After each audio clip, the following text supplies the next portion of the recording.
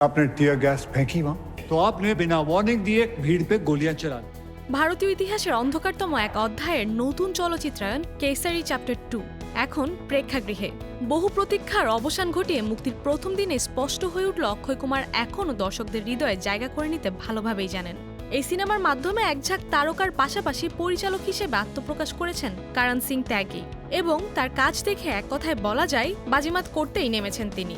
ধর্মা production, Leo media collective ও Cape of Good ফিল্মসের ব্যানারে নির্মিত এই ঐতিহাসিক ড্রামাটি আমাদের ফিরিয়ে নিয়ে যায় 1919 সালের ভয়াবহ জালিয়ানওয়ালাবাগ হত্যাকাণ্ডের দিকে।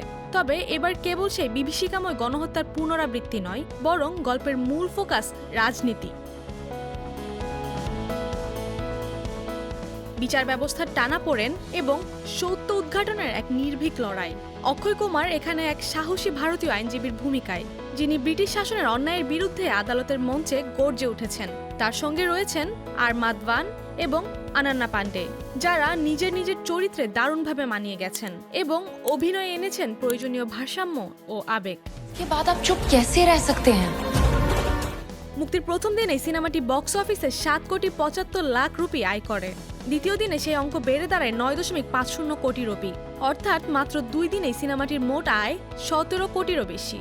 যদিও অক্ষয়ের আগের সিনেমা স্কাইফোর্স প্রথম দিনেই 20 কোটি ছুঁয়েছিল, তবে তুলনামূলকভাবে কেসারি চ্যাপ্টার 2 এর শুরুটা যথেষ্ট প্রতিশ্রুতিশীল।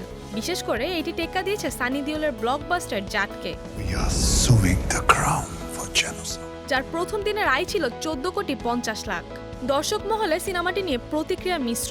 কেউ বলেছেন সিনেমার কোর্টরুম ড্রামা ও সংলাপ এতটাই তীক্ষ্ণ যে রীতিমতো গা শিউরে ওঠে। অন্যদিকে কেউ কেউ আবার প্রশ্ন তুলেছেন চিত্রনাট্যের গতি নিয়ে।